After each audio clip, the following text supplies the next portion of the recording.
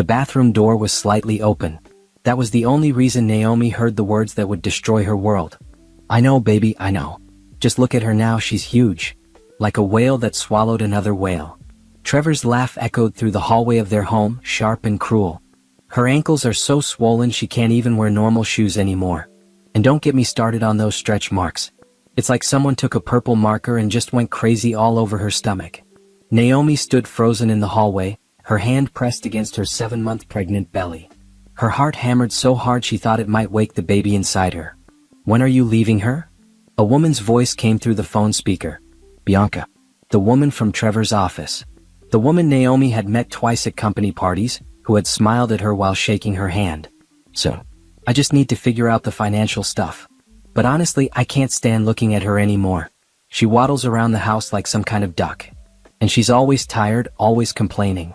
Bianca, you're so different. You're still sexy, still fun. You take care of yourself." "I miss you," Bianca purred. "When can you come over?" "I'll tell her I have to work late tomorrow. We can have the whole evening." Trevor's voice dropped lower, intimate. "I'll bring that wine you like." Naomi's hands started shaking. The walls seemed to tilt around her. She had suspected something was wrong for months. Trevor had grown distant, cold. He stopped touching her belly to feel the baby kick. He worked late almost every night. But hearing him tear her apart with such casual cruelty, was different than suspecting. She walked into the bedroom where Trevor sat on the edge of their bed, phone pressed to his ear. When he saw her standing in the doorway, his face went pale. "I have to go," he said quickly and ended the call. "How long?" Naomi's voice came out steady, which surprised her. Inside, she was breaking into 1,000 pieces. "How long what?" Trevor stood up, slipping his phone into his pocket.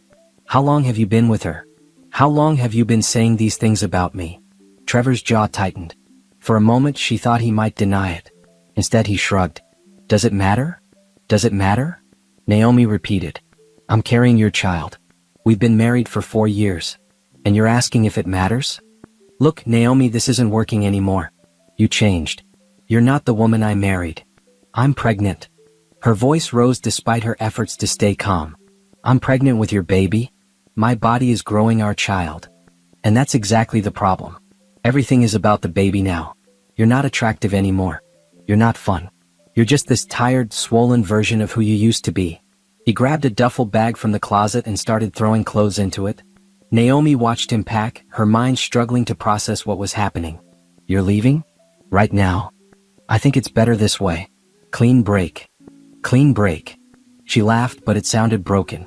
"Trevor, I'm 7 months pregnant. There's nothing clean about this."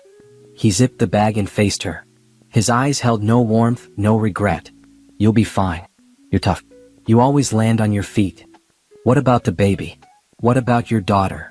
Something flickered across his face, but it vanished quickly. "Send me the hospital bills. I'll help with costs.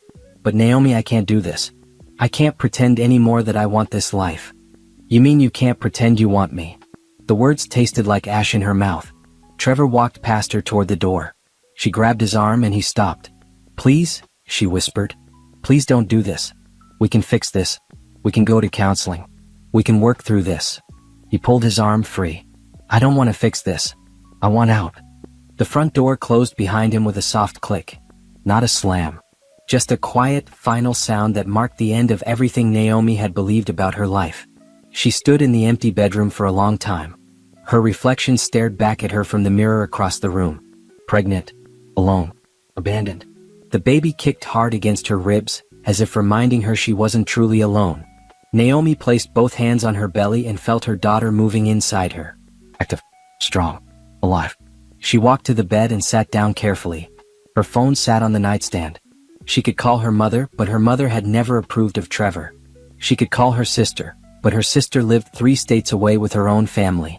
She could call her best friend, but admitting this out loud felt impossible. Instead, Naomi pulled out her laptop and opened her bank accounts. The joint account that she and Trevor shared had been nearly emptied. He had left her exactly $1,000. Their savings account, the one they had been building for the baby's future, was completely drained. Her hands trembled as she checked their credit cards. Maxed out. All of them. Trevor had been preparing for this moment, planning his escape while she innocently prepared a nursery and bought baby clothes. The reality crashed over her in waves. No husband. No money. No support system. 7 months pregnant with nowhere to turn. Naomi closed her laptop and lay back on the bed. The baby kicked again, a rolling movement across her entire belly. She watched the ripple under her skin, her daughter's tiny foot or hand pushing against the wall that separated them. "It's just us now," Naomi whispered to her unborn child. "But I promise you we're going to be okay. Somehow we're going to be more than okay." She didn't know how she would keep that promise. She had no plan, no resources, no safety net. But as she lay there in the home that no longer felt like hers, Naomi made a decision. She would not beg Trevor to come back. She would not chase him or try to win him over or compete with Bianca. She would do something harder. She would survive. She would build a life for her daughter. And she would make sure that Trevor's cruelty became the fuel for her transformation, not the cause of her destruction. The night stretched ahead of her, long and uncertain. But morning would come. And when it did, Naomi would start figuring out how to stand on her own two swollen feet and walk forward into whatever came next. The eviction notice arrived 3 weeks after Trevor left. Naomi stared at the paper in her hands, the words blurring as tears filled her eyes. She had 30 days to vacate the apartment they had rented together. Trevor's name was on the lease, but he had stopped paying his share. The landlord didn't care about her situation. Business was business. Naomi sat at the kitchen table, the notice in front of her, and forced herself to think practically. Panic wouldn't help. Crying wouldn't change anything. She needed a plan. Her phone buzzed. Another message from a number she didn't recognize. Over the past weeks, she had received dozens of messages from people in their social circle. Most were curiosity disguised as concern. "I heard about you and Trevor. Are you okay?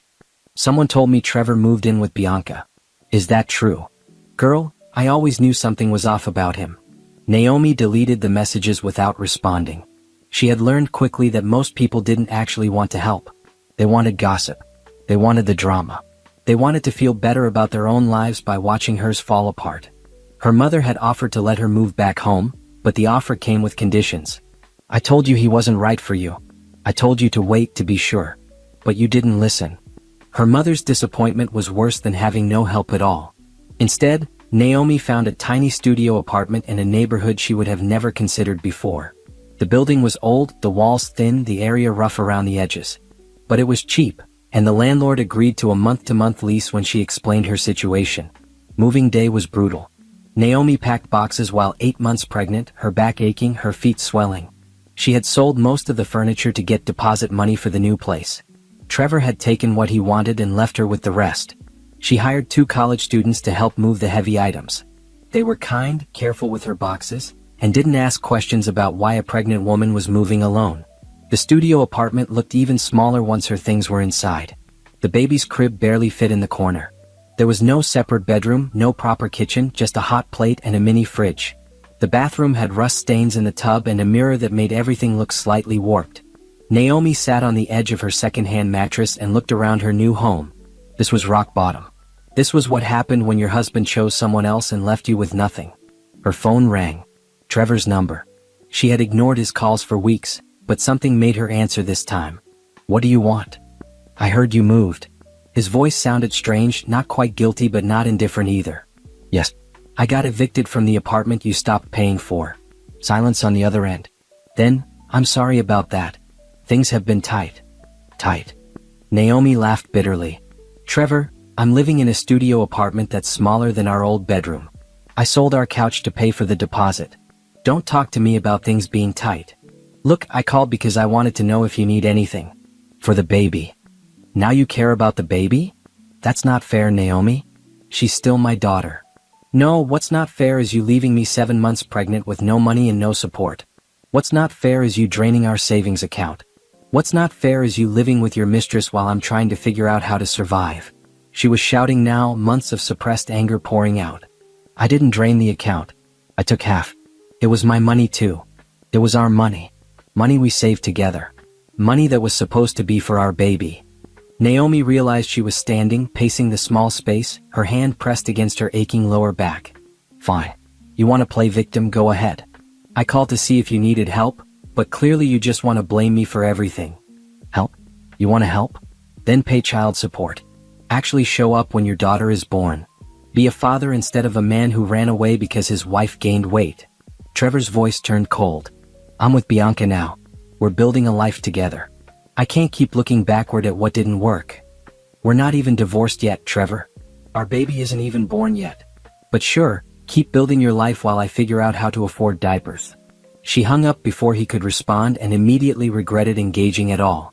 Talking to Trevor only made her angrier, only reminded her of what she had lost. Naomi spent the rest of the day unpacking boxes, organizing her small space, trying to make it feel like a home. The baby kicked constantly now, running out of room, ready to enter the world. Every kick reminded Naomi that she was running out of time to get stable. She had applied for government assistance, swallowing her pride to fill out the forms. She qualified for food stamps and Medicaid, which would cover the birth. It wasn't much, but it was something. Her old job had let her go 3 months into her pregnancy when she needed too many doctor's appointments. They claimed it was budget cuts, but Naomi knew the truth. Pregnant women were seen as liabilities, not employees. Finding new work while heavily pregnant was impossible. No one would hire someone who would need maternity leave in weeks.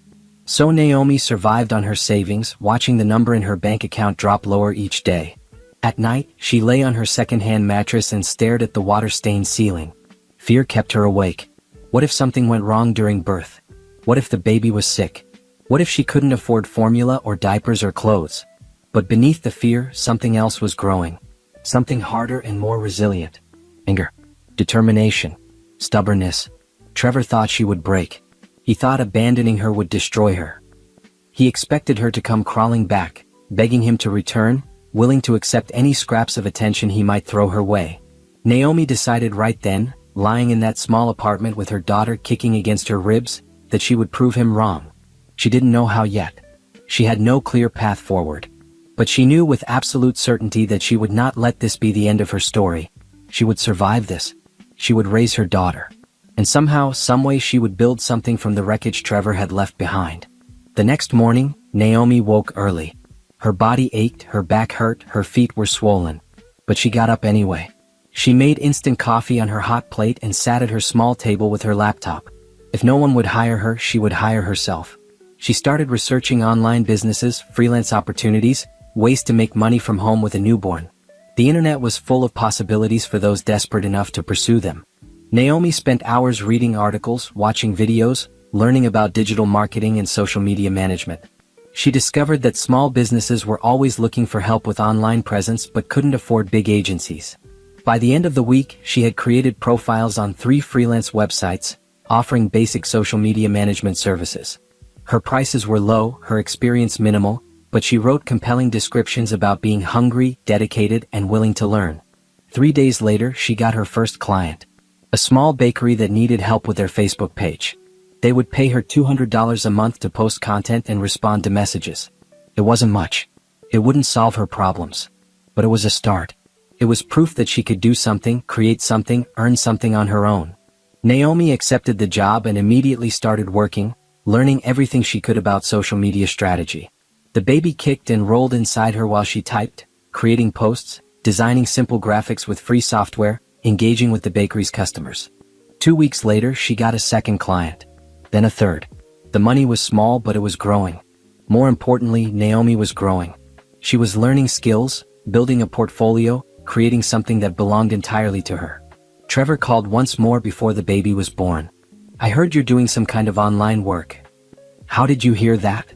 Bianca saw your profile on one of those freelance sites. She thought it was funny you trying to be some kind of businesswoman.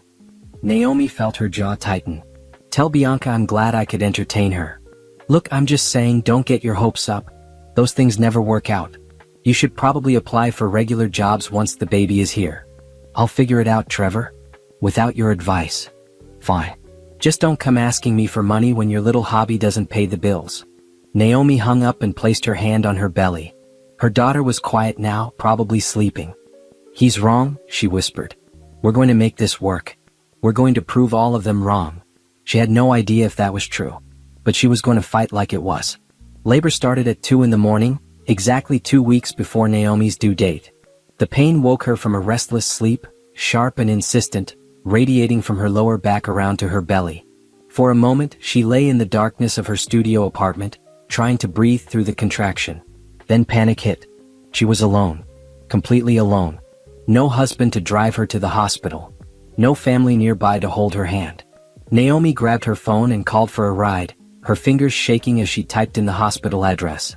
She had packed her bag weeks ago, paranoid about this exact scenario. Now she grabbed it with trembling hands and made her way down the 3 flights of stairs, pausing every few steps as contractions gripped her body. The driver was a middle-aged woman who took one look at Naomi and immediately understood. First baby? Yes. Naomi breathed through another contraction. You got someone meeting you at the hospital?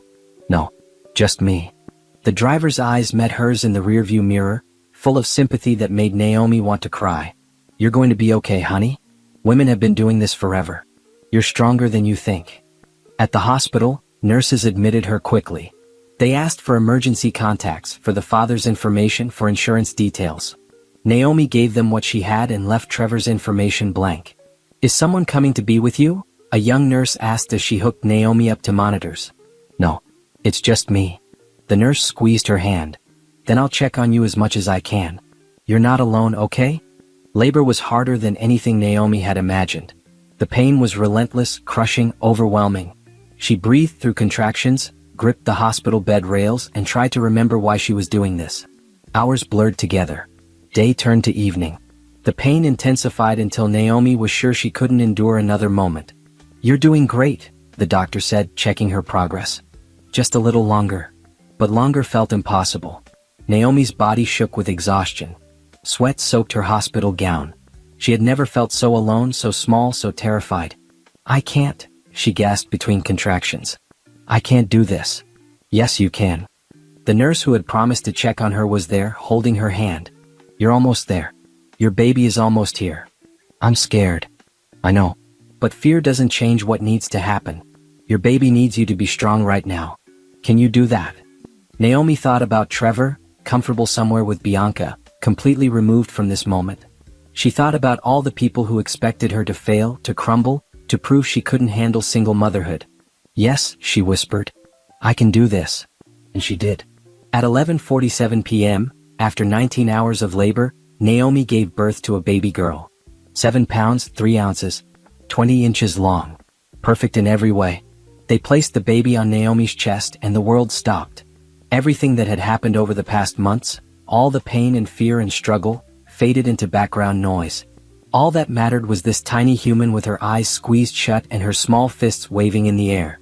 Hi, Zara, Naomi whispered, the name she had chosen months ago. I'm your mom.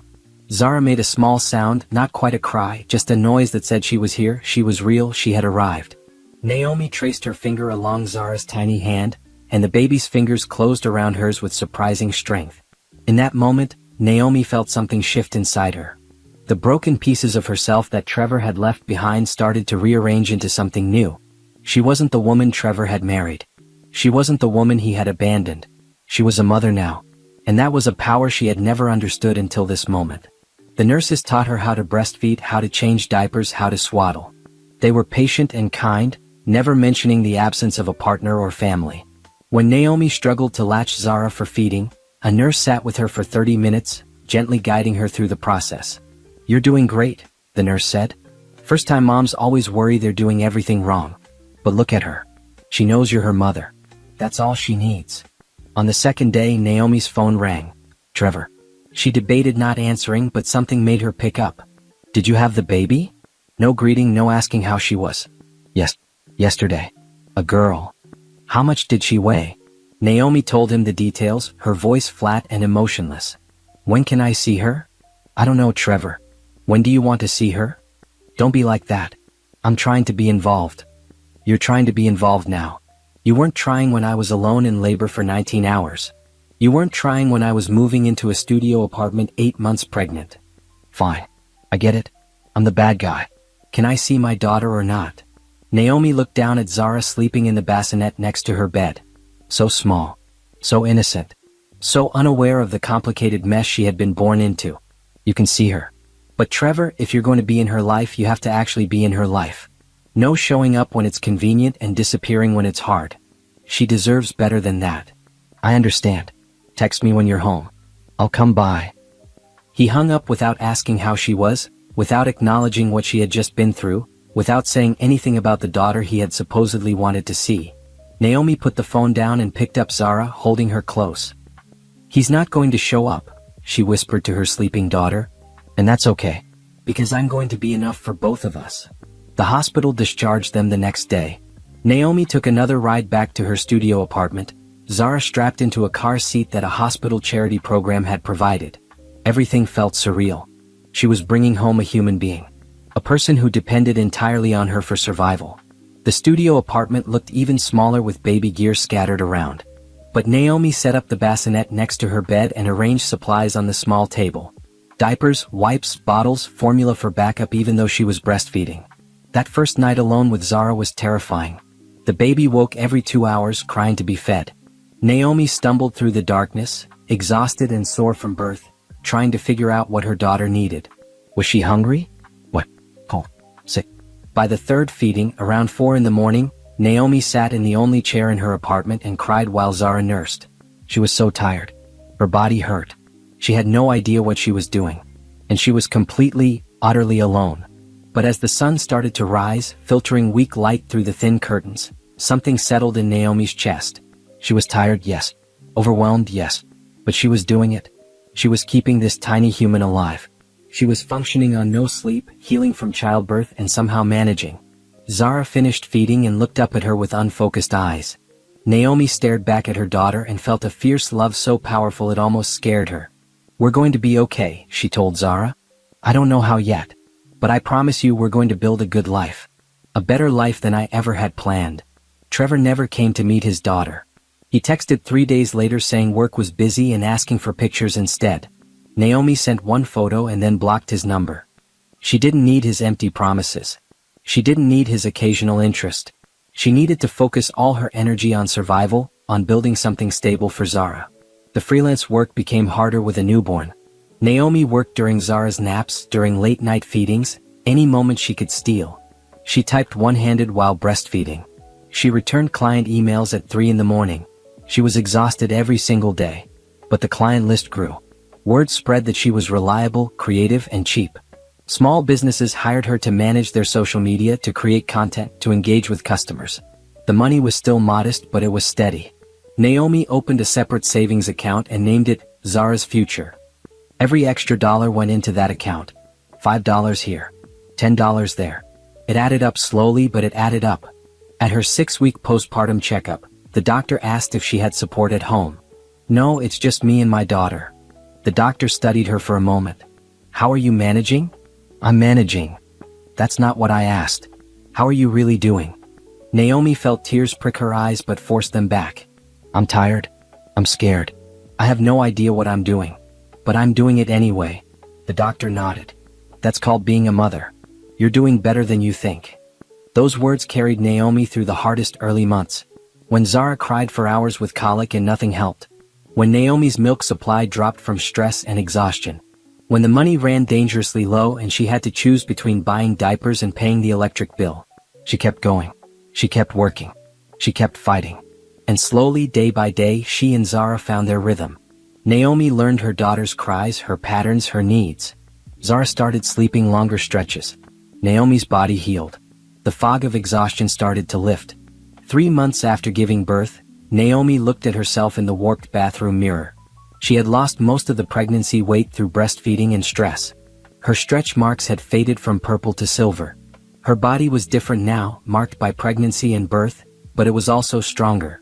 She had survived Trevor leaving. She had survived being alone. She had survived childbirth and newborn care with no support. She was still standing. Naomi picked up Zara from her bassinet and held her close. "You know what, baby girl? Your dad thought I would break. He thought abandoning me would destroy me. But he was wrong. We're not just surviving. We're going to thrive. I don't know how long it will take, but I promise you we're going somewhere. And when we get there, no one will ever be able to knock us down again." Zara made a gurgling sound and grabbed a fistful of Naomi's hair. Naomi laughed, the sound surprising her. It had been months since she had laughed genuinely. The road ahead was still long and uncertain. But for the first time since Trevor had walked out, Naomi felt something other than fear and despair. She felt determination. She felt purpose. She felt the beginning of hope. 2 years after Zara's birth, Naomi was running on 4 hours of sleep and 3 cups of coffee. She had just put Zara down for a nap and now sat at her small table, laptop open, working on a social media campaign for her 7th client. The studio apartment was still small, still cramped, but it looked different now. There were toys in organized bins. Children's books stacked on a small shelf. Pictures of Zara on every available surface, charting her growth from tiny newborn to active toddler. Naomi had changed too. Her hair was pulled back in a practical ponytail. She wore clothes that were cheap but clean, functional but presentable for video calls. The exhaustion was still there, etched into the lines around her eyes, but there was something else too. A sharpness. A focus. A determination that hadn't existed before Trevor left. Her freelance business had grown beyond social media management. She now offered content creation, email marketing, and basic website design. She had taught herself everything through free online courses, watching tutorials late at night while Zara slept, reading articles during breakfast while her daughter played. The money still wasn't great, but it was better. Enough to keep them fed, housed, and safe. Enough to put a little bit away each month into Zara's future fund. But Naomi wanted more. She was tired of scraping by, tired of worrying about every unexpected expense, tired of living in a space barely big enough for one person, much less a growing child. She had enrolled in online courses to finish her business degree, the one she had abandoned years ago when she married Trevor. Every night after Zara went to bed, Naomi studied. Marketing strategies, business management, financial planning. She took notes until her hand cramped, memorized concepts until her eyes blurred, and pushed through exhaustion because stopping wasn't an option. During the day she worked multiple jobs. In addition to her freelance clients, she did data entry for a company that allowed remote work. She took online surveys for extra cash. She sold things she didn't need on resale sites. Every dollar mattered. Zara was talking now, her vocabulary expanding daily. "Mama work," she would say, pointing to Naomi's laptop. Or "Mama busy." She was a happy child despite their circumstances, adaptable and resilient in ways that broke Naomi's heart. No child should have to be that understanding. Naomi made sure to carve out time every day just for Zara. They would go to the free park down the street and play on the swings. They would read books together, Zara sitting in Naomi's lap, pointing at pictures. They would sing songs and dance around the tiny apartment, Zara giggling with pure joy. Those moments reminded Naomi why she was working so hard. Not for revenge. Not to prove anything to Trevor. But to give Zara the life she deserved. Trevor had visited Zara exactly 3 times in 2 years. Each visit was awkward and brief. He would show up, hold his daughter uncomfortably for a few minutes, take some pictures for his social media, and then leave. Naomi could tell he had no real interest in being a father. Zara was a prop to him, proof he wasn't a complete deadbeat, but not an actual person he wanted to know. The child support payments were irregular and minimal. Naomi had taken him to court, but Trevor claimed financial hardship. The judge ordered him to pay $300 a month. He usually paid half that, and only after Naomi sent multiple reminders. But Naomi stopped counting on his money. She built her budget assuming she would get nothing from him. Anything he did pay went straight into savings. Bianca had gotten pregnant about a year after Zara was born. Naomi heard about it through mutual acquaintances who still felt the need to update her on Trevor's life. She felt nothing when she heard the news. No jealousy. No anger. Just a brief moment of pity for the child who would have Trevor as a father. What did bother her was when those same acquaintances would ask, "Doesn't it hurt? Seeing him build a family with her while you're struggling alone?" Naomi learned to smile and say, "I'm not struggling. I'm building something too. It just looks different." And it was true. Every small win felt monumental. When she landed a client who paid double her usual rate. When she finished a particularly difficult class with an A. When Zara learned to use the potty and they could stop buying diapers. These victories belonged entirely to Naomi. She had earned them without Trevor's help or approval. One evening, after putting Zara to bed, Naomi sat down with her laptop and looked at her business finances. In 2 years, she had saved nearly $5,000. It wasn't much by most standards, but for her, it was a fortune. It represented countless late nights, sacrificed sleep, and relentless hustle. She had been thinking about something for months but had been too scared to actually do it. Now, looking at that number, she decided it was time. Naomi registered her freelance work as an actual business. She created an LLC, designed a simple website, and gave herself a professional email address. Instead of being a freelancer taking whatever work came her way, she was now the owner of a marketing consultancy. The name had taken her weeks to decide on. She finally settled on Phoenix Marketing Solutions. She liked the symbolism. Rising from ashes, starting fresh, becoming something new and powerful. Her first move as a real business owner was to raise her rates. She had been undercharging for years out of fear and desperation. Now she researched what other consultants charged and set her prices to match, even though it terrified her. She expected to lose clients. Instead, something unexpected happened. The higher prices made her look more professional. New clients who wouldn't have considered her before suddenly took her seriously. Business owners who wanted quality rather than cheap work started reaching out. Within 3 months, her income had doubled. It still wasn't enough to be comfortable, but it was enough to breathe a little easier. Enough to buy Zara new shoes when she needed them instead of waiting for a sale. Enough to occasionally order takeout instead of cooking every meal. Naomi hired a babysitter for a few hours twice a week so she could focus on work without interruption. The expense felt enormous, but the productivity boost was worth it. She could take client calls without Zara crying in the background. She could concentrate on complex projects without constantly being interrupted. The business degree classes continued. Naomi was on track to graduate in another year if she kept her current pace. Some nights she wanted to quit, to just accept her current situation and stop pushing so hard. But then she would look at Zara sleeping in her crib, or think about what kind of example she was setting, and she would force herself to keep going. She started attending virtual networking events, connecting with other business owners, learning from people who had built successful companies. Most of them had resources she didn't have, support systems and safety nets and financial backing. But some of them had started with nothing too. Those were the people Naomi studied most carefully, trying to understand how they had climbed out of poverty and into stability. One woman in particular, a business coach who offered a free consultation, told Naomi something that stuck with her. "You're thinking too small," the coach said. "You're so focused on survival that you can't see the potential for actual growth. You need to decide if you want to just get by or if you want to actually build something significant." "I want to build something," Naomi said immediately. "But I have responsibilities. I can't take big risks." Who said anything about big risks? I'm talking about strategic moves. Investing in yourself. Your business. Thinking beyond next month's bills to where you want to be in 5 years. That conversation shifted something in Naomi's mindset. She had been so focused on day-to-day survival that she hadn't let herself dream bigger. What if she could grow her business beyond just her working alone? What if she could hire people, take on bigger clients, actually build something sustainable? She started planning. Real planning, not just hoping things would get better. She wrote down goals. 5 clients who each paid over $1,000 a month. A team of freelancers she could delegate work to. Moving to a 2-bedroom apartment so Zara could have her own room. The goals felt impossible, but Naomi wrote them down anyway. Then she started breaking them down into smaller steps.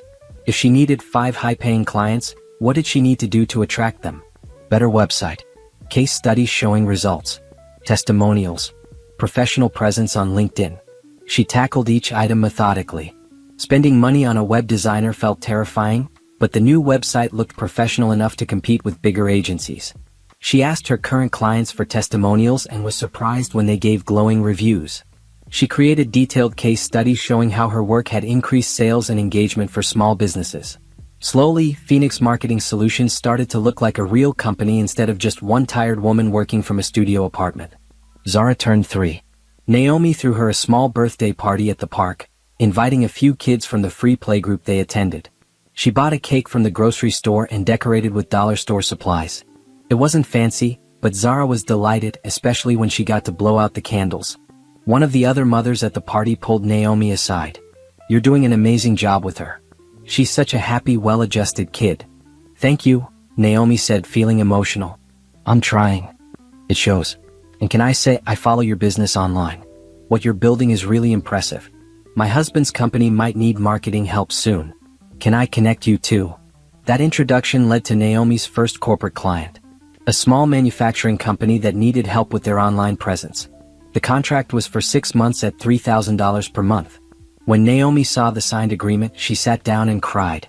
Not sad tears. Not stressed tears. Tears of relief and hope and the beginning of belief that maybe she could actually do this. She called her sister that night, something she rarely did. "I got a big client," Naomi said. "Like really big. For me anyway." Her sister screamed with excitement. "That's incredible. I knew you could do it. I've been watching your business grow online and I'm so proud of you." "I'm scared," Naomi admitted. "What if I mess it up? What if they realize I'm just making this up as I go? Naomi, everyone is making it up as they go. The difference is you're actually doing it. You're not just talking about someday starting a business. You did it while raising a child alone, while recovering from your husband abandoning you. You're not a fraud. You're a fighter. After they hung up, Naomi sat in the quiet apartment and let herself feel proud. For the first time since Trevor left, she felt like she was moving towards something instead of just running away from the past. The climb was still steep. She still had far to go. But she was climbing one exhausting step at a time, and the view was starting to change. 5 years after Trevor walked out, Naomi barely recognized her own life. She stood in the small office space she had just rented, looking at the empty room that would soon house her growing business. It wasn't fancy. Just 2 rooms in a shared office building with fluorescent lights and industrial carpet. But it was hers. Phoenix Marketing Solutions now had 8 regular clients and 3 people working part-time as contractors. Naomi had learned to delegate, something that terrified her at first. Letting go of control meant trusting others, and trust was something Trevor had broken in her. But it turned out she was good at hiring people. She looked for hustlers like herself. People who needed a chance, who were hungry to prove themselves.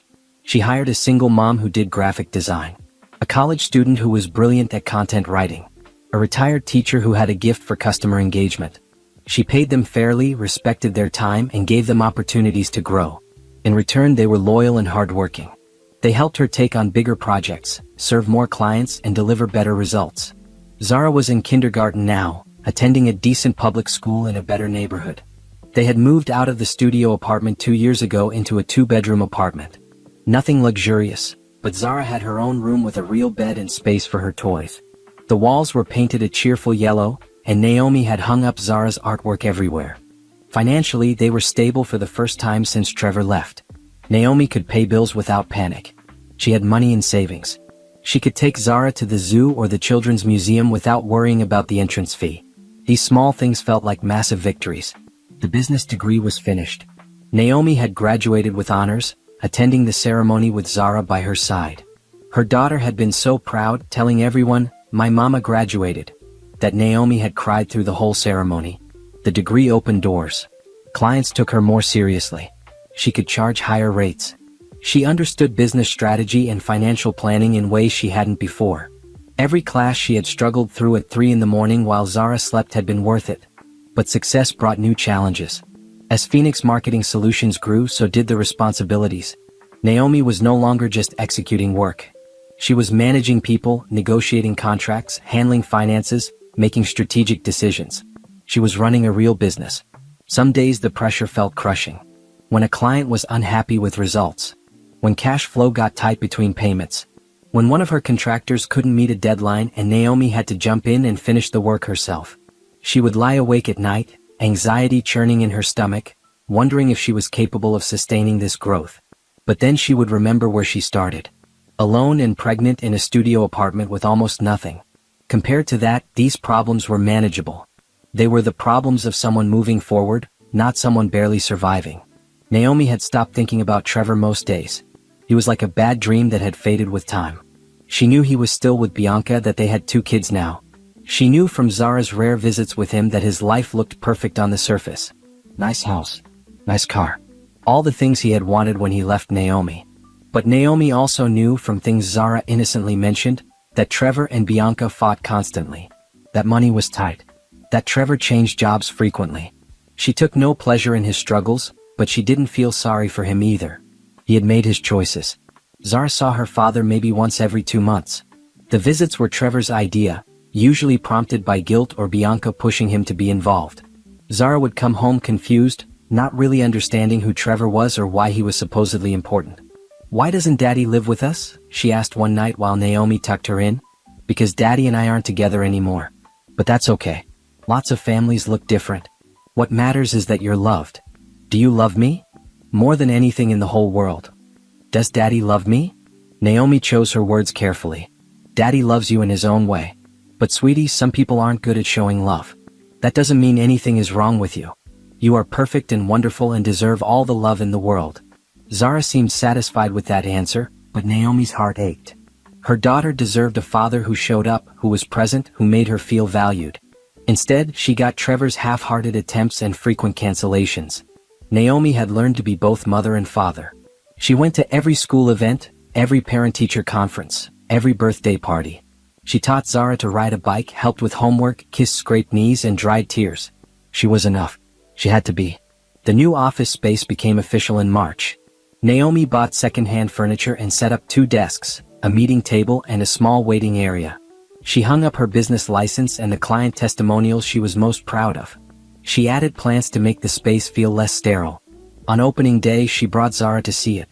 Her daughter ran around the empty rooms, her footsteps echoing. "This is where Mama works now?" Zara asked. "Yes. What do you think?" "It's big. Bigger than our old apartment." Naomi laughed. "It is, isn't it?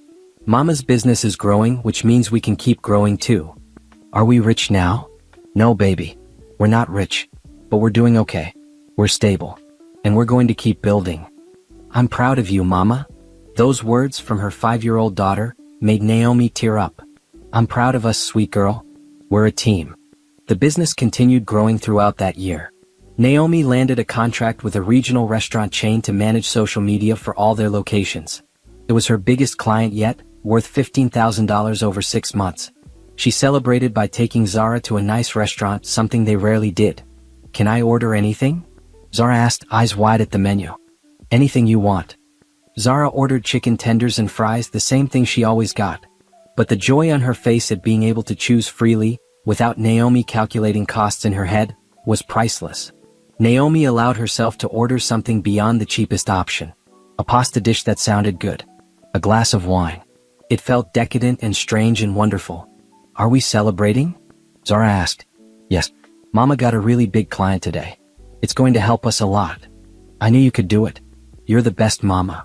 Naomi reached across the table and squeezed her daughter's hand. Everything she had been through, every struggle and setback and moment of despair, had led to this. Sitting in a decent restaurant with her healthy, happy daughter, celebrating actual success. Trevor's name came up in conversation only when necessary. Child support was now deducted automatically from his paycheck after Naomi had gone back to court. $400 a month. It was something, though still minimal compared to what raising a child actually cost. He had protested the increase, claiming he couldn't afford it with 2 other kids. Naomi had sat in that courtroom, looking at the man who had once been her husband, and felt nothing but indifference. "Your Honor," she had said when asked to speak, "I'm not trying to punish him. I'm trying to get basic support for our daughter. He chose to have more children. That doesn't mean he gets to ignore his first one." The judge had agreed and set the new amount. Trevor had glared at her on the way out of the courthouse. "You're really going to take food out of my other kids' mouths?" he hissed. Naomi had looked at him steadily. "I'm making sure your first child has what she needs. You should have thought about finances before abandoning your pregnant wife." It was the last time they spoke directly. Everything after that went through the court system or brief text messages about pickup times. By the time Zara was 6, Naomi had 12 employees, a bigger office space and annual revenue crossing 6 figures. She wasn't wealthy, but she was undeniably successful. Phoenix Marketing Solutions had a reputation for delivering results, for being reliable, for understanding small and medium businesses. Naomi started getting invited to speak at local business events. At first, she declined, terrified of public speaking. But her business coach pushed her to say yes. "You have a story people need to hear. Single mom, started with nothing, built a successful company. That's powerful. Share it." So Naomi said yes to a small Chamber of Commerce event. Standing in front of 50 people, she told her story. Not all of it. She left out the most painful details about Trevor. But she talked about starting her business while caring for a newborn. About learning everything from free online resources. About making every dollar stretch. About refusing to give up when things got hard. The response was overwhelming. People approached her afterward wanting advice, wanting to connect, wanting to learn from her. She got 3 client inquiries from that one talk. More speaking opportunities followed.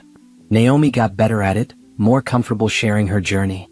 She became known as the marketing consultant who had built her business from nothing, who understood bootstrapping and hustle, who didn't come from privilege or connections.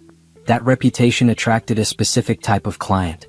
Other entrepreneurs who were grinding, who were building with limited resources, who valued results over fancy presentations. Naomi understood them because she was them.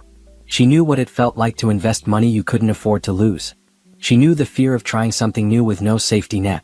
Zara was proud of her mom in ways that made Naomi emotional. She would tell her teachers, her friends, anyone who would listen about her mama's business. She drew pictures of Naomi at a computer helping people. She wrote school assignments about my mama who never gives up. But Naomi also made sure not to let work consume everything. She had learned that lesson the hard way in the early years when she worked every possible moment and burned out hard. Now she had boundaries. She was home for dinner with Zara every night. Weekends were for family time, not clients. She took vacations even if they were just camping trips or road trips to nearby cities. Balance was hard, but Naomi had learned that burning out helped no one. She needed to be healthy, rested, and present for Zara. The business would survive. Her relationship with her daughter wouldn't survive if she was always distracted and exhausted. On Zara's 6th birthday, they moved again. This time to a small house with a yard. Nothing fancy, but it was theirs. A place where Zara could play outside. Where they had space to spread out. Where Naomi had a proper home office instead of working from the kitchen table. I am, Zara said simply. She's the best. Financially, Naomi was comfortable in ways she had never imagined possible. She had investments, retirement savings, a college fund for Zara that was well funded. She owned the house they lived in, having paid off the mortgage early. She could afford nice vacations, quality food, good health care. She donated to causes she cared about. But she didn't live lavishly. The years of scarcity had taught her to value security over display. She drove a reliable car but not a luxury vehicle. She dressed well but didn't need designer labels.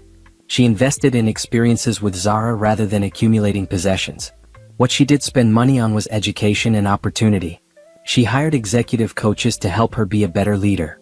She attended business retreats to network and learn from others. She invested in her team's professional development. These investments had paid off exponentially in business growth and personal fulfillment. Naomi had also started a scholarship program through her company. Every year, Phoenix Marketing Solutions gave $5,000 each to 3 single mothers pursuing business degrees. It was a small thing in the grand scheme, but it represented what she wished someone had done for her in those early days. Dating had been non-existent for years. Naomi had been too focused on survival, then too focused on building the business, then too protective of the stable life she had created for Zara. But recently she had started to think about it. Not desperately, not out of loneliness, but from a place of wholeness. She was complete on her own. A partner would be nice but not necessary. She had gone on a few dates over the past year. Nothing serious. Nothing that interfered with her priorities. She was selective about who she let into her life and very selective about who she let meet Zara. Trust was still hard. Believing someone wouldn't leave when things got difficult was still hard. But she was trying. Opening herself to the possibility of love again, even if cautiously. She deserved that. After everything she had overcome, she deserved to be happy in all aspects of her life. The business continued growing. Naomi was exploring expansion into new markets, potentially opening a second office location. She had been approached about selling the company more than once, but she always declined. Phoenix Marketing Solutions was hers. She had built it from nothing. Selling felt like betraying everything she had fought for. Besides, she loved what she did. Helping businesses grow. Creating jobs. Mentoring her team. Proving that you could build something ethical and successful simultaneously.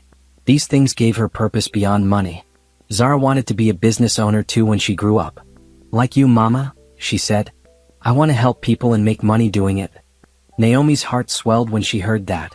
Not because she needed her daughter to follow in her footsteps, but because Zara had learned that women could be powerful, that mothers could be successful, that struggle could transform into strength. At the company's 8th anniversary party, Naomi gave a speech to her team. She thanked them for their dedication, celebrated their collective success, and shared her vision for the future. Then she got personal. Some of you know my story. How this company started. But I don't talk about it much because I don't want to be defined by my worst moment. I want to be defined by what I built from it. She paused, looking around at the faces of people who had become like family. 8 years ago I had nothing. I was alone, broke, and terrified. I started this company out of desperation, not ambition. But somewhere along the way, desperation turned into determination. And determination turned into success. Not just financial success, though that's nice. Success in creating something meaningful. Something that provides for families. Something that makes a difference. She raised her glass. Here's to 8 more years. And to every single person who believed in this vision and helped make it real. Thank you. The team cheered. Zara, sitting at a table with some of the employees' kids, clapped the loudest. Later that night, after everyone had left and Naomi was closing up the office, she stood at the window looking out at the city lights. Somewhere out there, Trevor was living his life. Somewhere out there, Bianca was probably dealing with his moods and inconsistencies. Somewhere out there, other single mothers were struggling like Naomi had once struggled. She thought about that woman who had been abandoned while pregnant, crying on a mattress in a studio apartment, wondering how she would survive. If Naomi could go back and tell her that in 8 years she would own a multi-million-dollar company, would she have believed it? Probably not. The gap between that despair and this success seemed impossible to cross. But she had crossed it, one exhausting step at a time.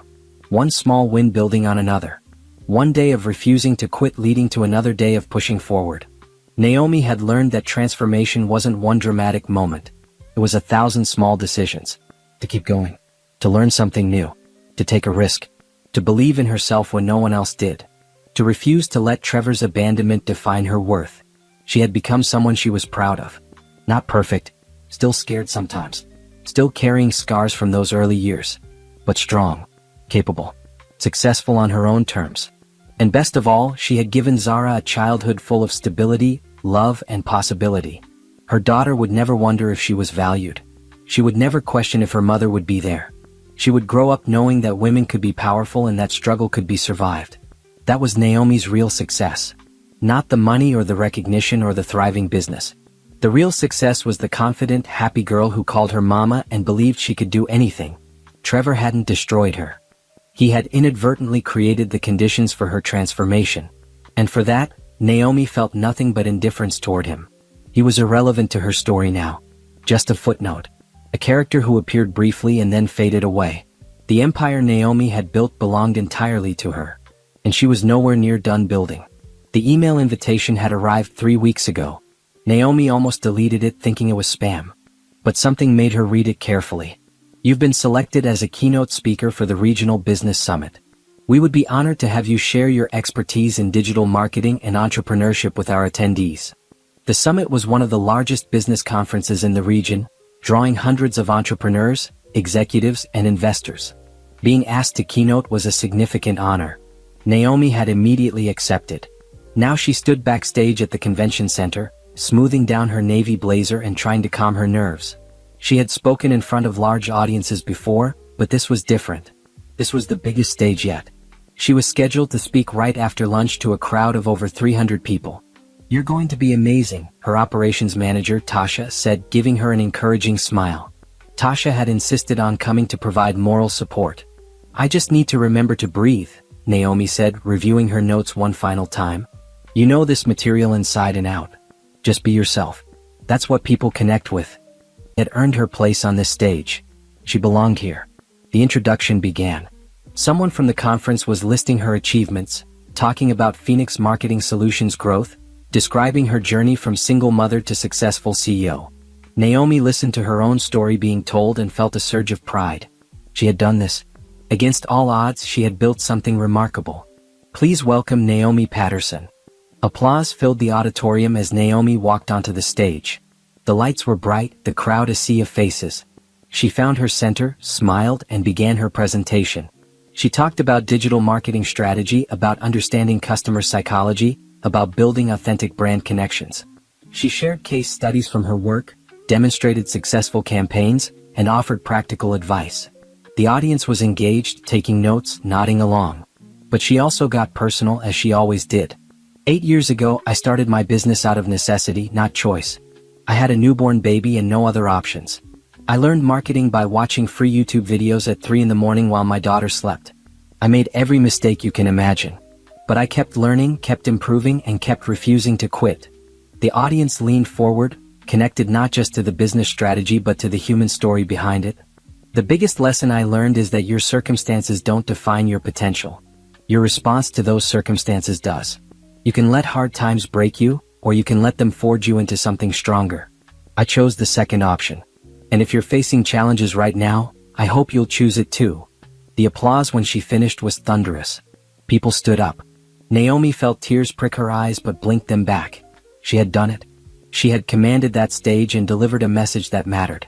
Afterward, there was a networking break. Dozens of people approached her, wanting to connect, asking questions, requesting business cards.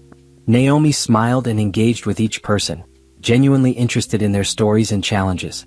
She was mid-conversation with a potential client when she heard a voice she hadn't heard in years. "Naomi?" She turned and there he was, Trevor, standing 10 feet away, looking shocked and significantly aged. His hairline had receded. He had gained weight. His suit was decent but not expensive. He looked tired and worn in a way that had nothing to do with age and everything to do with life beating him down. For a moment, Naomi couldn't speak.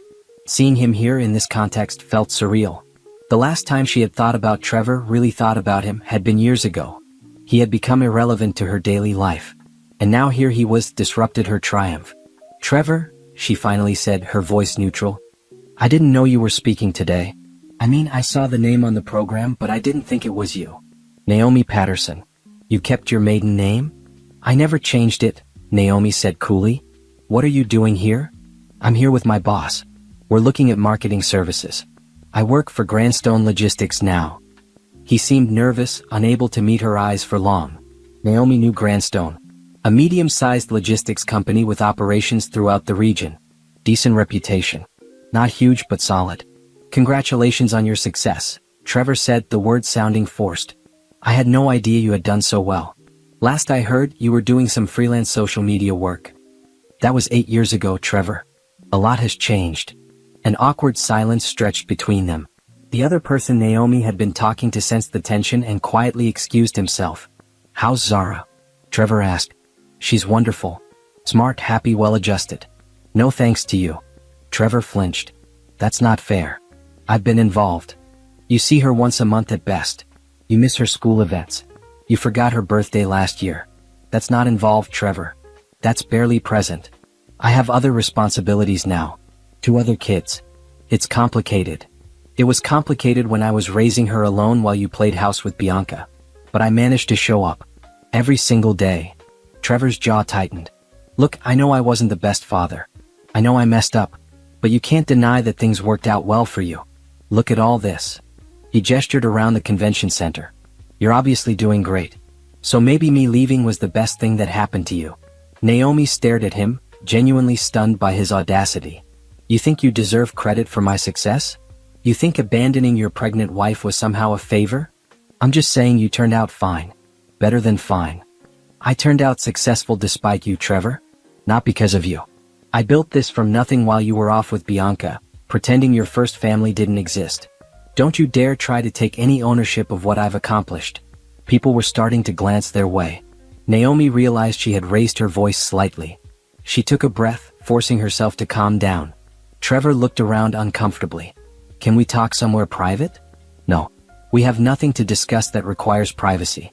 If you want to talk about Zara, you have my number. If you want to talk about anything else, I'm not interested. I just thought, since we ran into each other, maybe we could clear the air. I've wanted to apologize for how things ended." "Have you?" "Because you've had 8 years and multiple opportunities to apologize. You only want to do it now because you ran into me at a business conference and realized I'm not the struggling single mother you abandoned." Trevor's face reddened. "You're being really harsh right now. I'm being honest. There's a difference." Naomi checked her watch. "I have other people to network with. Have a good day, Trevor."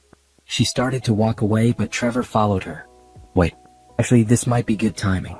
Grandstone is looking for a marketing agency. My boss is here somewhere. Maybe I could introduce you? It could be good for your business." Naomi turned back to him, one eyebrow raised. "Are you seriously trying to help my business right now? After 8 years of minimal child support and maximum neglect?" "I'm trying to be nice. I thought you'd want the opportunity. What I want is for you to stop acting like we're old friends reconnecting. We're not friends, Trevor. We're barely civil acquaintances connected only by the daughter you largely ignore." She walked away then, not looking back, her heart pounding. The encounter had rattled her more than she wanted to admit. Seeing Trevor, hearing his voice, being reminded of who he was and what he had done, it brought back emotions she thought she had buried. Tasha found her a few minutes later. "You okay? I saw you talking to some guy who looked like he was bothering you." "That was Trevor. My ex-husband." "Oh." Tasha's eyes widened. "The one who left you pregnant?" "That's him. Looking exactly as mediocre as his life choices." "What did he want?" "To pretend we could have a civil conversation. To act like his abandonment wasn't that bad since I turned out successful. The usual narcissist nonsense. Tasha squeezed her shoulder. You handled it well. You walked away with your head high. Naomi nodded, but inside she was shaking.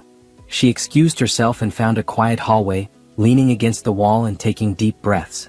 She had thought she was completely over Trevor. She had thought his presence or absence meant nothing to her anymore. But seeing him had stirred up old pain, old anger, old wounds that she thought had healed completely. Not because she wanted him back. God no. The thought of being with Trevor again made her feel sick. But because he had hurt her so deeply, and seeing him forced her to remember that pain. Her phone buzzed. A text from one of the conference organizers. We have a logistics company interested in speaking with you about your services. Are you available for a quick meeting? Naomi composed herself, straightened her blazer, and texted back that she would be there in 5 minutes. This was her world now. Her success. Her reputation. Trevor was just a ghost from a past she had transcended. She walked back into the networking area with her head high, ready to discuss business with serious people who respected her expertise. If Trevor saw her talking with potential clients, commanding attention and respect, good. Let him see exactly what he had given up when he chose Bianca over their family. Naomi Patterson was no longer the abandoned pregnant woman crying in a studio apartment. She was a CEO, a keynote speaker, a respected business owner. And nothing Trevor said or did could diminish that truth. But as she smiled and shook hands and discussed marketing strategies, a small part of her mind was already planning. If Grandstone wanted to work with her company, that would be fine. She would treat them like any other potential client, professionally, effectively, and without any personal feelings clouding her judgment. And if that meant occasionally interacting with Trevor in a professional context, she could handle it. She had handled much harder things than dealing with a man who no longer mattered to her life. 2 weeks after the conference, Naomi sat in her office reviewing the proposal her team had prepared for Grandstone Logistics. It was a comprehensive marketing package. Social media management, content creation, website redesign, and a targeted advertising campaign. The kind of mid-size contract that Phoenix Marketing Solutions handled regularly. She had debated whether to pursue the opportunity. Working with Trevor's employer felt complicated. But her CFO had pointed out the obvious. Grandstone was a good company with a real need for their services. Letting personal feelings interfere with a solid business opportunity was poor leadership. So Naomi had instructed her team to treat it like any other proposal.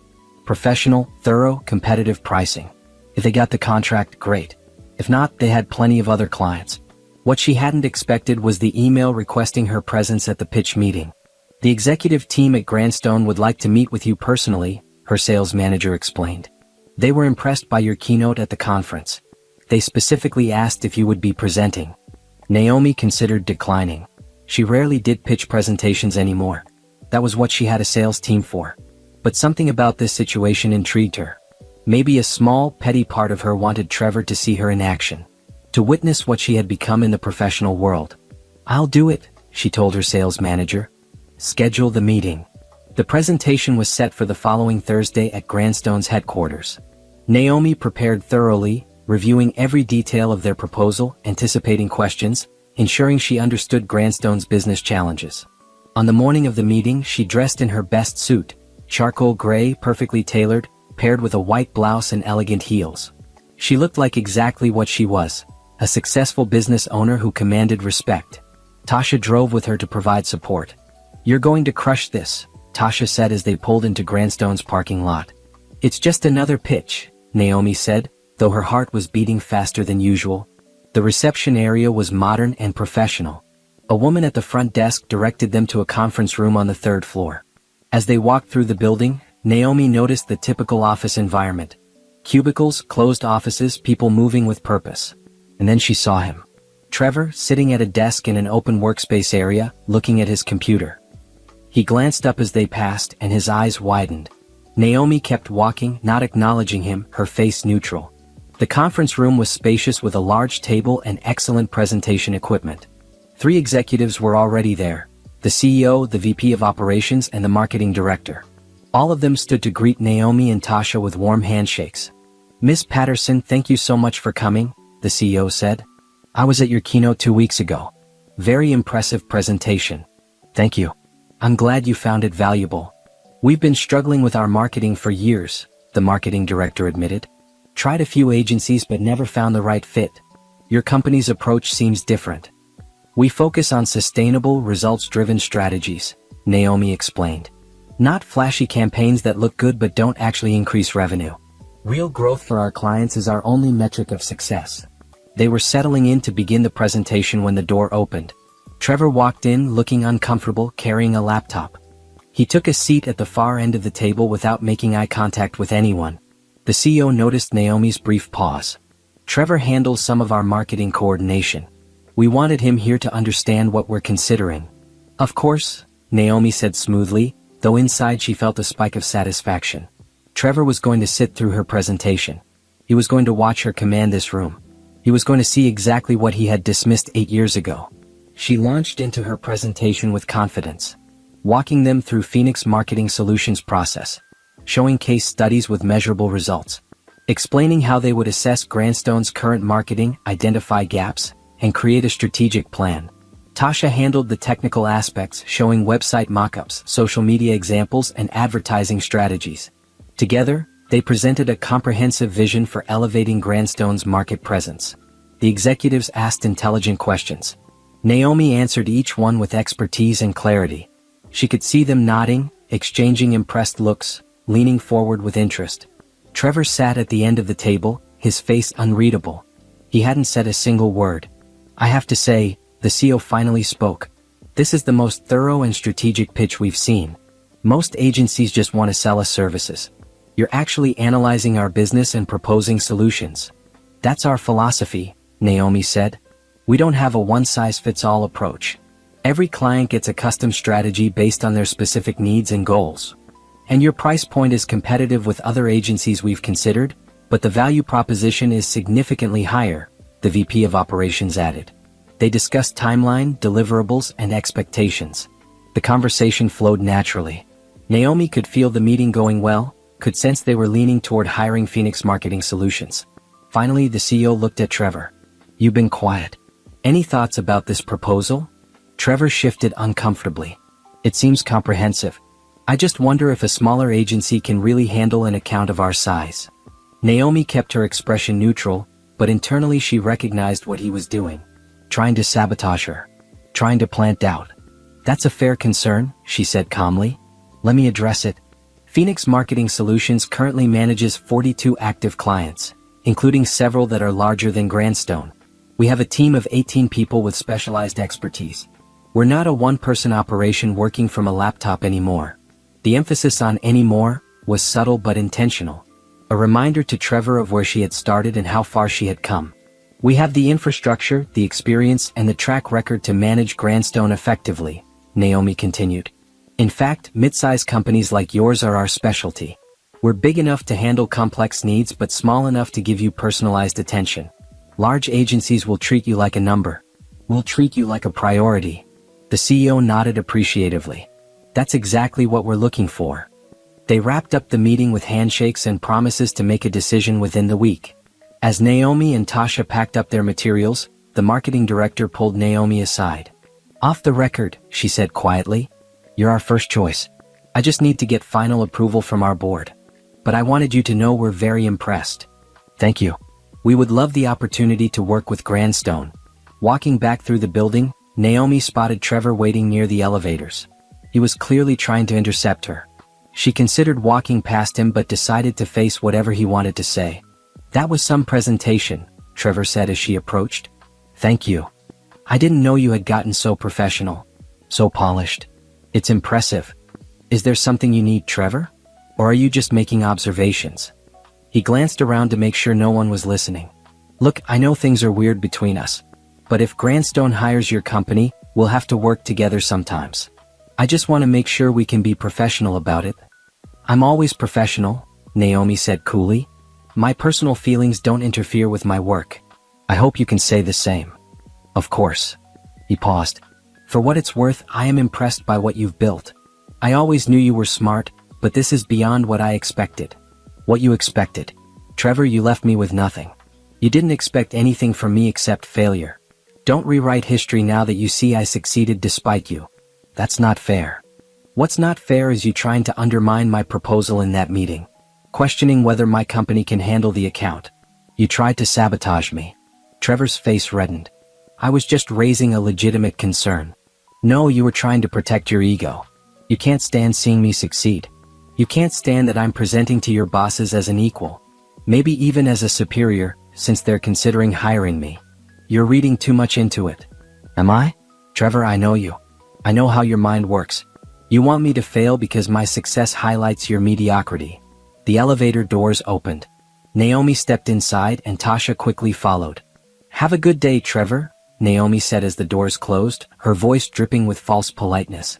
Once they were alone in the elevator, Tasha let out a low whistle. That was intense.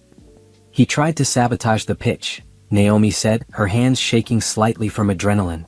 I noticed, but you shut it down perfectly. Did you see the CEO's face when you addressed his concern? Trevor made himself look insecure and petty. Naomi took a deep breath, forcing herself to calm down. I shouldn't let him get to me. You didn't? You stayed professional and showed him exactly who you are now. That's the best revenge. The drive back to the office was quiet. Naomi stared out the window, processing the morning. Seeing Trevor at the conference had been startling. But this was different. This was potentially having to interact with him regularly if Grandstone became a client. Could she handle it? Could she work with a company that employed her ex-husband without it affecting her judgment or her peace of mind? Yes, she decided. Because she had worked too hard to let Trevor dictate any aspect of her life. If Grandstone hired Phoenix Marketing Solutions, she would deliver excellent work. If that occasionally meant interacting with Trevor, she would handle it with the same professionalism she handled everything else. Back at the office, her team was eager to hear how the pitch went. Naomi gave them an honest assessment. Strong interest, positive feedback, decision expected within the week. Grandstone would be a great addition to our portfolio, her sales manager said. Mid-size company, established reputation, room for growth. Plus, the contract value is substantial. Naomi agreed but didn't mention the Trevor complication. That was personal, and she refused to let personal issues cloud business decisions. 3 days later, the call came. Grandstone wanted to move forward. They were officially hiring Phoenix Marketing Solutions for a 1-year contract with option to extend. The contract was worth $30,000 initially, with potential for additional services. Naomi's team celebrated the win. It was a significant account that would boost their revenue and reputation. She smiled and accepted congratulations, but part of her mind was already anticipating the complications ahead. That evening, she got a text from an unknown number. When she opened it, she realized it was from Trevor using a new phone. I heard we're working with your company. I just want to say I'll stay professional about this. I hope we can both be adults. Naomi stared at the message for a long moment. Then she typed back a response. The account will be managed by my team. You'll be working with them, not me. I'm the CEO. I don't handle day-to-day client interactions unless there's a problem. So you don't need to worry about us working together. His response came quickly. Oh, okay. That's probably better. Yes, it is. She blocked the number and put her phone away. Trevor wanted to feel important, wanted to believe she would be personally involved because of their history. But that's not how her business worked. She had a team precisely so she didn't have to personally manage every client relationship. Grandstone would get excellent service from Phoenix Marketing Solutions. And Trevor would be a minor detail in the background, easily managed by her professionals who had no personal history with him. Naomi realized with satisfaction that she had created a system where Trevor was irrelevant. He couldn't touch her success. He couldn't interfere with her business. He was just another employee at just another client company. For the first time since running into him at the conference, Naomi smiled. This wasn't going to be a problem. This was going to be a reminder, every time Trevor had to interact with her company, of exactly what he had lost when he walked away 8 years ago. 6 months into the Grandstone contract, Naomi received an unusual request for a meeting. The CEO wanted to discuss expanding their services and asked specifically for her to attend. It was the first time she would be back at Grandstone since the initial pitch meeting. She arrived at their offices on a crisp morning, her assistant accompanying her with updated reports and proposals. The receptionist greeted her warmly, clearly aware of who she was and the work her company had been doing.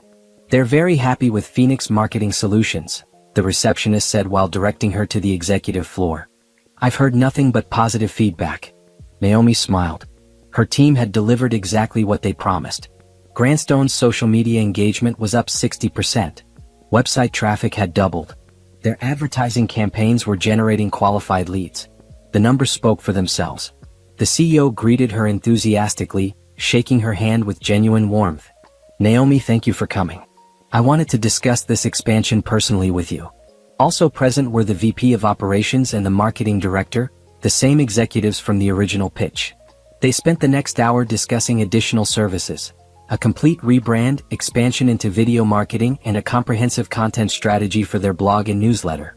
"What you've done in 6 months is remarkable," the Marketing Director said. "We've seen more growth in our online presence than we had in the previous 3 years combined." "My team is excellent," Naomi said. "They're dedicated to client success. We've noticed, and we've also noticed some gaps in our internal marketing coordination." The CEO paused, choosing his words carefully. "We've become aware that some of the information being passed between your team and our internal coordinator hasn't been flowing smoothly." Naomi kept her expression neutral, though she knew exactly who they were talking about. Trevor. Her team had mentioned in passing that he was slow to respond to requests, often provided incomplete information, and sometimes seemed to actively obstruct their work. "We've been managing," Naomi said diplomatically. "Clear communication is always important in client relationships." The VP of Operations leaned forward. "We've been evaluating our marketing department's performance overall. Your company's success has highlighted some deficiencies in our internal operations. We're making some changes." Naomi understood what was happening. They were going to fire Trevor. She could see it in their faces, in the way they were framing the conversation. Grandstone had recognized that Trevor was a weak link, and her company's excellence had made his inadequacy impossible to ignore. A small, vindictive part of her felt satisfaction, but mostly she felt nothing. Trevor's employment wasn't her concern. His performance failures were his own doing. "Whatever changes you need to make to improve operations, we'll work with your team," Naomi said professionally. "Our goal is to help Grandstone succeed." They finalized the expanded contract, shook hands, and scheduled follow-up meetings. As Naomi was leaving, she passed through the floor where Trevor worked. His desk was empty, his computer monitor dark.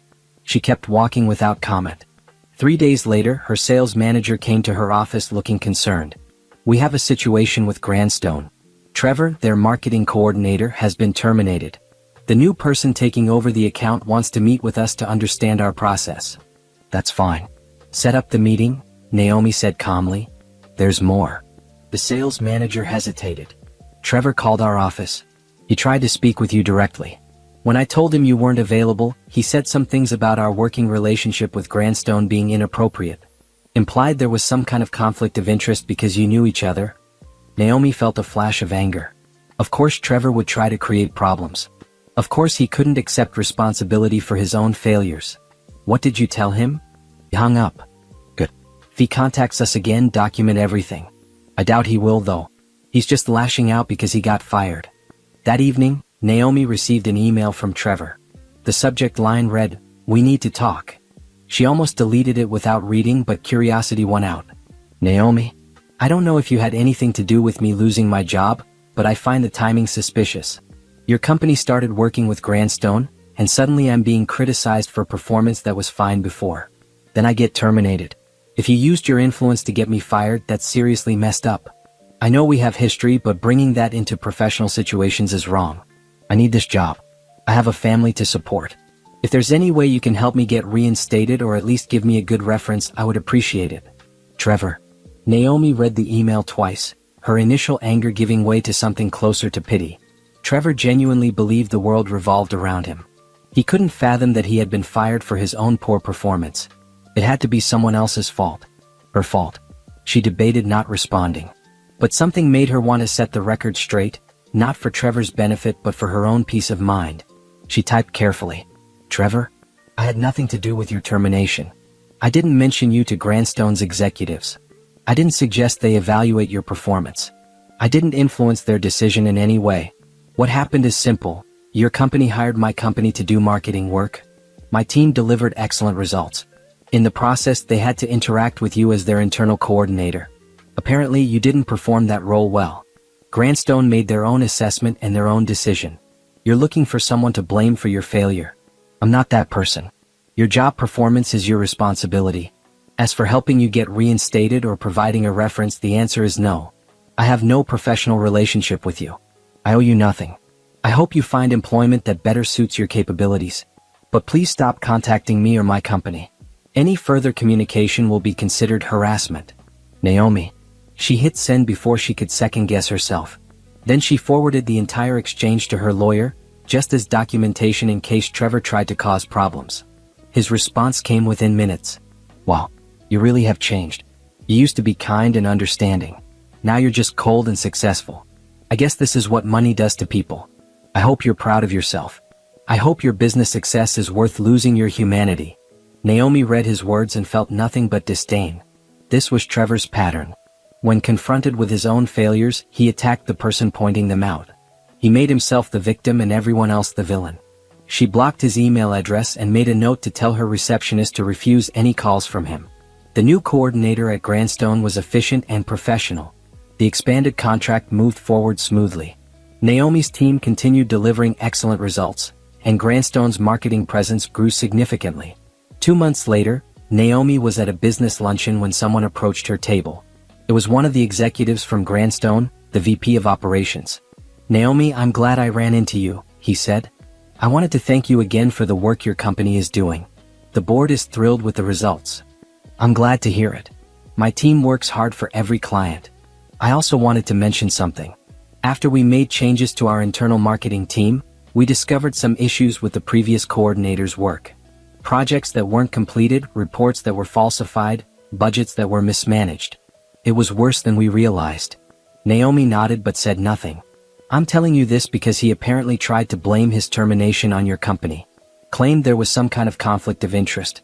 I wanted you to know that we investigated thoroughly, and his termination was entirely based on documented performance failures that had nothing to do with Phoenix Marketing Solutions. I appreciate you clarifying that, Naomi said, though I never doubted Grandstone's professionalism. Still, I wanted you to hear it directly. Your company's involvement actually helped us identify problems we should have caught earlier. So in a way, we owe you for more than just the marketing success. After he left, Naomi sat with that information. Trevor hadn't just been mediocre at his job. He had been actively bad at it. Falsifying reports. Mismanaging budgets. Creating problems that Grandstone had been dealing with long before Phoenix Marketing Solutions entered the picture. His firing had nothing to do with her. She was just a convenient scapegoat for his own failures. That evening, Naomi was home helping Zara with homework when her daughter asked, Mama, did you see Daddy this week? No, sweetie. Why? He was supposed to pick me up from school yesterday for our visit, but he never came.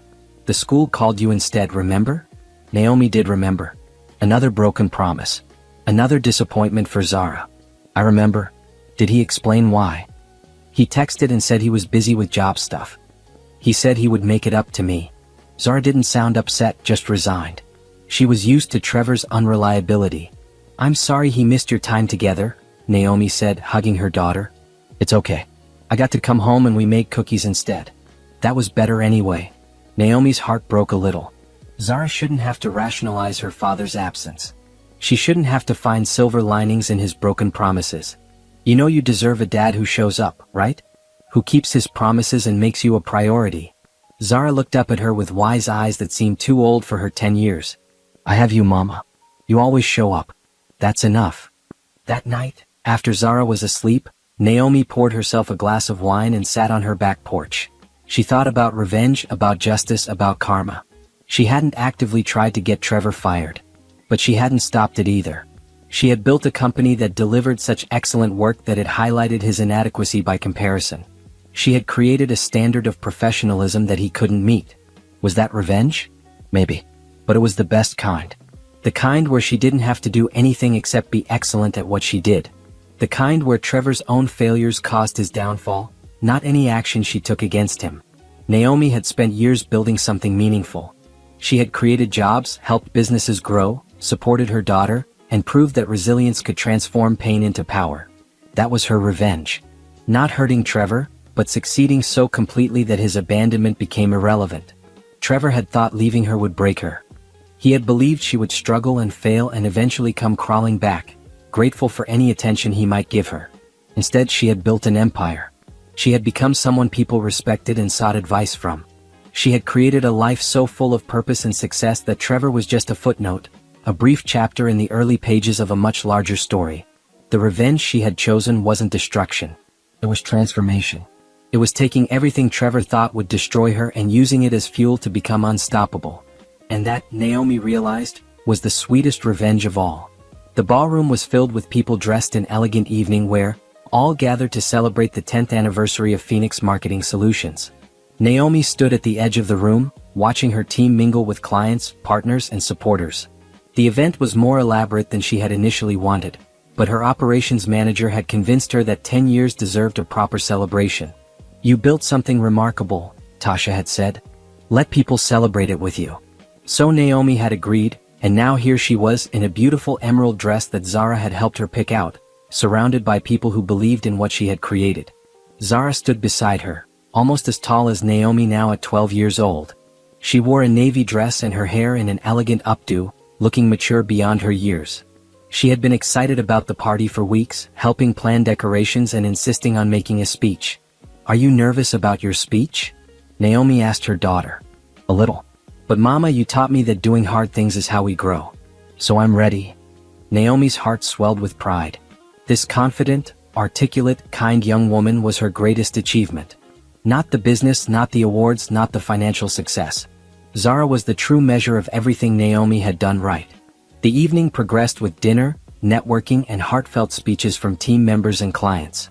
The marketing director from Grandstone spoke about how Phoenix Marketing Solutions had transformed their business. A small bakery owner who had been one of Naomi's very first clients talked about how her support had saved her business during hard times. Then it was Naomi's turn to speak. She stood at the podium, looking out at the 100+ people gathered in the ballroom, and felt overwhelmed with gratitude. 10 years ago, she began, I started Phoenix Marketing Solutions out of desperation. I was a single mother with a newborn baby and no money. I didn't have a business plan or investors or even a clear idea of what I was doing. I just knew I had to survive, and I had to provide for my daughter. She paused, gathering her thoughts. I'm standing here tonight as the CEO of a company with 52 employees, annual revenue in the millions, and a reputation for excellence. That transformation still amazes me. But what amazes me more is the journey that got us here. Naomi looked at her team, seated together at tables near the front. I didn't build this alone. Every person on my team contributed to this success. You believed in the vision. You worked hard. You cared about our clients. You made Phoenix Marketing Solutions into something meaningful. She talked about lessons learned, challenges overcome, and dreams for the future. She thanked clients for trusting them with their businesses. She acknowledged the sacrifices required to build something from nothing. Someone once told me that our circumstances don't define us. Our response to those circumstances does. I've tried to live by that principle. When life knocked me down, I chose to get back up. When people doubted me, I chose to prove them wrong. When failure seemed certain, I chose to keep fighting. Her voice grew stronger. To anyone here who is struggling right now, who feels like giving up, who thinks their situation is impossible, I want you to know something. You are stronger than you think. You are capable of more than you imagine. And your current circumstances are not your final destination. The room erupted in applause. Naomi felt tears in her eyes but smiled through them. Then Zara walked up to the podium. Naomi stepped aside, giving her daughter the space to speak. Zara adjusted the microphone and looked out at the crowd with remarkable composure. Hi everyone. I'm Zara, Naomi's daughter. Most of you know my mom as a business owner and CEO. But I know her as the person who never gave up on us. The person who worked 3 jobs so I could have what I needed. The person who studied for college classes after I went to bed and still got up early to make me breakfast. Zara's voice wavered slightly, but she continued. My mom taught me that being strong doesn't mean never being scared. It means doing what needs to be done even when you're scared. She showed me that single mothers aren't broken families. We're just different families. And different can be beautiful. Naomi wiped away tears as her daughter spoke, her heart so full it felt like it might burst. So thank you all for being here tonight, Zara concluded. Thank you for supporting my mom and her company. And thank you for celebrating with us. Because 10 years ago we had nothing. And now we have everything that matters. The applause was thunderous. People were standing, some wiping their own tears. Naomi hugged Zara tightly, whispering, I'm so proud of you, into her daughter's ear. Later in the evening, as the celebration continued, Naomi stepped outside for fresh air. The venue had a terrace overlooking the city, and she stood at the railing watching lights twinkle in the darkness. Quite a night, a voice said behind her. She turned to see her business coach, the woman who had pushed her to think bigger years ago. They had become friends over time, and Naomi had invited her to the celebration. "It is," Naomi agreed. "Sometimes I still can't believe this is my life." "You earned every bit of it. You know that, right?" "I do. It just feels surreal sometimes. 10 years ago, I was in a studio apartment wondering how I would survive. Now I'm here." "And that man who left you? Does he know about tonight?" Naomi shrugged. "I don't know. I don't care. He's not part of my life anymore." But actually, Trevor did know. Because at that very moment, in a small apartment across town, he sat on a second-hand couch watching the celebration on his phone. Someone had posted videos on social media, tagged Phoenix Marketing Solutions, and Trevor had found them while scrolling. He watched Naomi give her speech, watched her daughter speak with such love and pride, watched the celebration of a success he had never imagined possible. The woman he had mocked for being pregnant, the woman he had abandoned because she wasn't fun anymore, had built an empire. Bianca sat next to him, scrolling through her own phone, their 2 children fighting in the background over a toy. Their apartment was cramped. Money was always tight. Trevor had been through 4 jobs in the past 3 years, never quite finding his footing, always clashing with bosses or getting passed over for promotions. "Is that your ex-wife?" Bianca asked, glancing at his screen. "Yeah. She looks successful."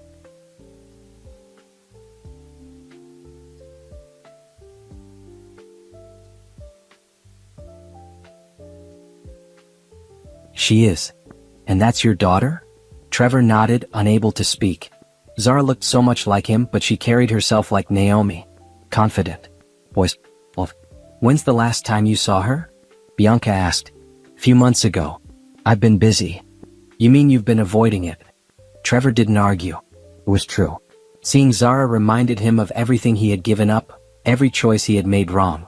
It was easier to just not show up than to face his daughter's polite distance and Naomi's cold indifference. "Do you regret it?" Bianca asked quietly. "Leaving her?" Trevor thought about lying but didn't have the energy. Every single day. On the terrace, Naomi received a notification on her phone. An industry magazine had just published their article naming her Businesswoman of the Year for the region. The article would hit newsstands tomorrow, but they had given her advance notice. She read the headline and felt a wave of satisfaction. Not because she needed external validation, but because it represented how far she had come. From abandoned and broke to recognized and respected. Her phone buzzed again. This time, a text from an unknown number. She almost didn't open it, but something made her look. "I saw videos from your celebration. Congratulations on everything you've accomplished. You deserve it. I'm sorry for everything I put you through. I hope you and Zara are happy. Trevor." Naomi stared at the message for a long moment. She thought about responding. Thought about saying thank you or accepting his apology or offering some kind of closure. Instead, she deleted the message and blocked the number. Trevor's apology, 10 years too late, meant nothing. It changed nothing. It was just words from a man who had finally realized what he lost. She went back inside to the celebration, to her team and her friends and her daughter. This was her life now. Full of success and purpose and genuine happiness. She had worked for every bit of it, survived every challenge and built something that would last. The party continued late into the evening. There was dancing and laughter and heartfelt conversations. Naomi found herself on the dance floor with Zara, both of them laughing as they moved to the music. "This is the best night ever," Zara said. "It really is," Naomi agreed. As the celebration wound down and guests began leaving, Naomi stood with her core team, looking around at what they had created together. The business had started with her alone, desperate and determined. Now it was something much bigger. A community of people working toward common goals, supporting each other and building something meaningful. "To 10 more years," Tasha said, raising her glass. "To 10 more years," everyone echoed. Naomi drove home with Zara that night, both of them tired but happy. Her daughter fell asleep in the passenger seat, her head resting against the window. Naomi glanced over at her, this beautiful young woman who had been her motivation through everything. At home, she helped Zara to bed and then stood in her daughter's doorway, watching her sleep like she had done since Zara was a baby. So much had changed. So much had been built from the ruins of that devastating abandonment. Trevor had thought leaving her would be her destruction. He had been catastrophically wrong. His abandonment had been her liberation. It had forced her to find strength she didn't know she had. It had pushed her to build a life entirely on her own terms. It had made her unstoppable. Naomi walked to her own room and changed out of her evening gown. She looked at herself in the mirror and smiled at the reflection. This woman, confident and successful and genuinely happy, was who she had fought to become. She thought about that broken woman in the studio apartment, crying on a second-hand mattress, wondering how she would survive. If she could send a message back to that version of herself, what would she say? You're going to make it. It won't be easy. You'll cry and struggle and doubt yourself 1,000 times. But you're going to make it. And the life you build will be better than anything you lost. Keep going. Keep fighting. Your daughter is watching and she needs to see that we don't quit when things get hard. Naomi climbed into bed, exhausted but content. Tomorrow she would wake up and continue building. Continue growing. Continue proving that resilience could transform pain into power. Trevor was somewhere in the city, probably regretting his choices, probably wishing he could go back and do things differently. But time only moved forward. Consequences were real. And some mistakes couldn't be undone. Naomi had stopped being angry at him years ago. She had stopped wanting revenge in the traditional sense. Her revenge had been simpler and more powerful. She had lived well. She had succeeded. She had built a life so full of purpose and joy that Trevor's absence was irrelevant. That was the ultimate victory. Not hurting him back. Not making him suffer. But becoming so completely whole without him that his opinion, his regret, his apology meant nothing. As Naomi drifted off to sleep, her last thought was gratitude. Gratitude for the strength she had found. Gratitude for the daughter who had given her purpose. Gratitude for the team who had helped her build something meaningful. And gratitude for the journey that had transformed her from broken to unbreakable. She had earned this life. She had survived the worst and built the best.